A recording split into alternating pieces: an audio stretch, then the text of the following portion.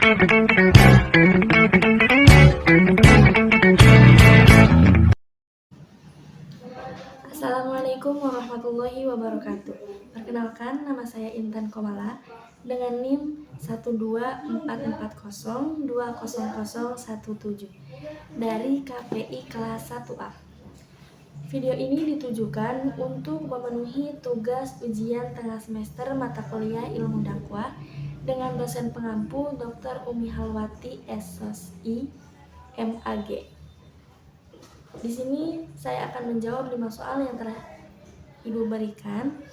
Untuk nomor 1 yaitu jelaskan pengertian ruang lingkup, objek material, objek formal, ilmu dakwah, dan jelaskan pula pengertian dai secara umum dan secara khusus. Ya, pengertian ilmu dakwah yaitu ilmu yang membahas mengenai proses penerimaan, pengolahan, serta penyebaran ajaran Islam, baik secara individu atau perseorangan maupun secara kelompok. Dan penyampaiannya itu dilakukan secara logis, teoritis, empiris, dan filosofis. Ruang lingkup dakwah ada 3. Yang pertama ada at-taujih, yaitu memberi tuntunan dan pedoman. Yang kedua ada at-taghyir, yaitu merubah suatu keadaan menjadi lebih baik. Dan yang ketiga ada ar-roja, yaitu memberi pengharapan dengan nilai-nilai agama. Untuk ruang lingkup ilmu dakwah ada 2. Yang pertama ada objek material dan yang kedua ada objek formal. Untuk objek material yaitu ajaran pokok berupa Al-Quran dan hadis dengan manifestasinya. Manifestasinya yaitu Allah, manusia, lingkungan, dan lain-lain. Yang kedua ada objek formal. Objek formalnya yaitu sudut pandang yang dikaji dalam disiplin utama ilmu dakwah, yaitu dai dan mad'u. Untuk selanjutnya yaitu pengertian dai secara umum dan secara khusus. Pengertian dai secara umum yaitu orang yang menyampaikan atau mengajak kepada kebaikan, setiap orang, siapapun itu. Yang kedua dai secara khusus, yaitu orang yang mengajak dan menyampaikan kepada kebaikan namun memiliki kompetensi seperti ulama, ustadz, ustazah, dan lain-lain. Yang kedua yaitu dalam metodologi ilmu dakwah ada 3 manhaj. Yang pertama ada istinbat, yang kedua ada iktibas, dan yang ketiga ada istiqro. Nah, saya akan menjelaskan ketiganya. Yang pertama yaitu istinbat. Istinbat itu dakwah dengan menggunakan ajaran dengan merujuk kepada Al-Quran dan hadis. Yang produknya itu menghasilkan teori. Jadi kita berdakwah dengan landasan Al-Quran dan hadis.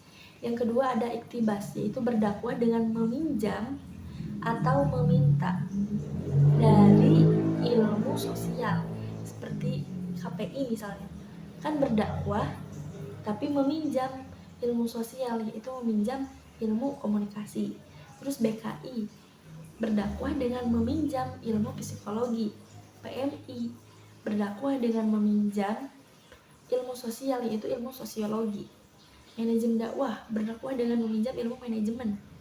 Nah, untuk yang ketiga yaitu istiqro, yaitu berdakwah dengan melalui penelitian baik secara pustaka maupun secara lapangan. Nah, yang ketiga yaitu jelaskan secara rinci ragam aktivitas dakwah. Ragam aktivitas dakwah ada 3. Yang pertama ada dakwah bil lisan, yaitu dengan ucapan.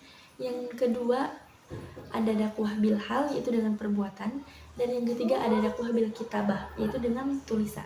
Nah, yang pertama dakwah bil lisan itu dengan ucapan. Di antaranya yang menggunakan metode dakwah bil lisan ini ada KPI, yaitu tabligh. Yang kedua ada BKI, yaitu irsyad, dan yang ketiga ada humas.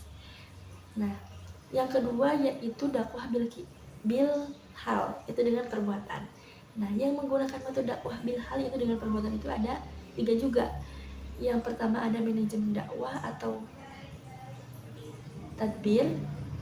Yang kedua ada tatwir, yaitu pengembangan masyarakat Islam. Dan yang ketiga ada manajemen haji umroh.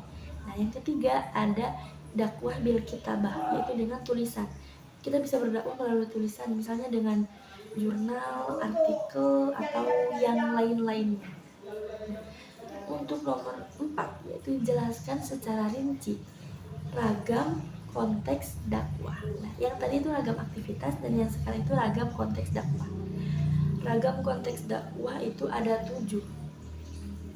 Yang pertama ada dakwah nafsiyah, yaitu dakwah yang dai serta mad'unya yaitu diri kita sendiri.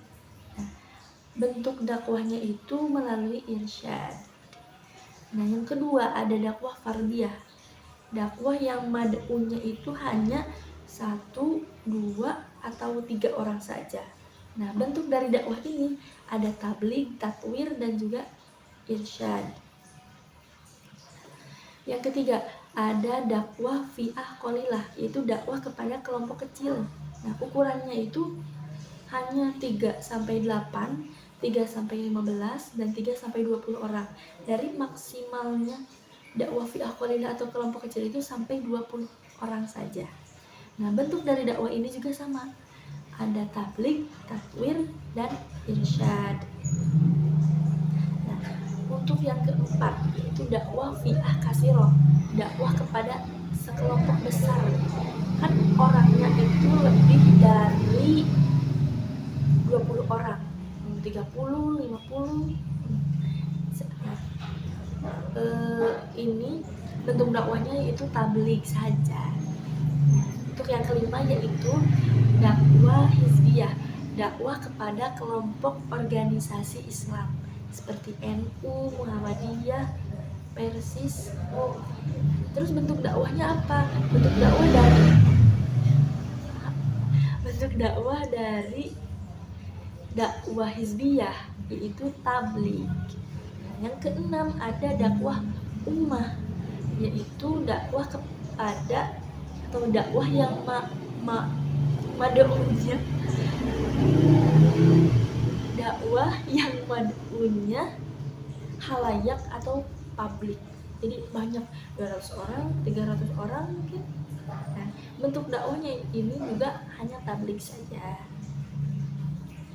Terus yang ketujuh, yang terakhir itu dakwah syu'ubiyah qabailiyah atau dakwah antar budaya atau antar bangsa. Nah, mad'unya 2, 3, 4, 5, atau 6 orang. Nah, untuk bentuknya di sini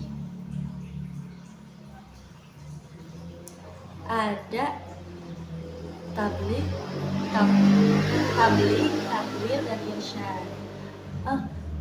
Untuk tadi yang dakwah hizbiyah itu ada tabligh, tatwir, tadbir, sama irsyad. Jadi keempatnya ada di dakwah hizbiyah yang nomor 5. Untuk nomor 5 yaitu mengapa manusia harus berdakwah, jelaskan dengan landasan teologis, sosiologis, dan filosofis, serta bacakan ayat-ayat mengenai dakwah. Yang pertama secara teologis, mengapa manusia harus berdakwah, yaitu pertama sebagai tanggung jawab sosial, lalu perintah agama, dan yang ketiga yaitu sebagai penyebaran kebenaran. Secara sosiologis, manusia harus berdakwah karena dengan berdakwah itu dapat merubah kehidupan sosial, mencegah terjadinya konflik, dan sebagai pendidikan bagi masyarakat. Yang ketiga, secara filosofis, mengapa manusia harus berdakwah, yaitu sebagai pembangunan diri, lalu sebagai pembentukan keharmonisan dan tanggung jawab moral. Di sini saya akan membacakan ayat-ayat mengenai dakwah, yaitu Quran Surat An-Nahl ayat 125, Ali Imran ayat 104, Ali Imran ayat 110, Fussilat ayat 33, dan Al-Hijr ayat 94. A'udzu billahi minasyaitonir rajim. Bismillahirrahmanirrahim. ud'u ila sabili rabbika bil hikmati wal mau'izatil hasanati wajadilhum billati hiya ahsan inna rabbaka huwa a'lamu bima dhalla an sabilihi wa huwa a'lamu bil muhtadin. Bismillahirrahmanirrahim. Wal takum minkum ummatun yad'una ilal khairi wa ya'muruna bil ma'rufi wa yanhauna 'anil munkar wa ulaika humul muflihun. Bismillahirrahmanirrahim. Kuntum khaira ummatin ukhrijat lin-nasi ta'muruna bil ma'rufi wa tanhauna 'anil munkar wa tu'minuna billah. Walau amana ahlul kitabi lakana khairan lahum humul mu'minuna wa aktsaruhumul fasiqun. Bismillahirrahmanirrahim. Waman ahsana mimman da'a ila Allahi wa 'amila shalihan wa qala innani minal muslimin. Bismillahirrahmanirrahim. Fasda' bima tu'mar wa a'rid 'anil musyrikin. Shadaqallahul 'adzim. Ayat-ayat tersebut menjelaskan mengenai perintah untuk berdakwah dan beberapa manfaat dari dakwah itu dan apa tujuan dakwah itu sendiri. Sekian yang dapat saya sampaikan. Wassalamualaikum warahmatullahi wabarakatuh.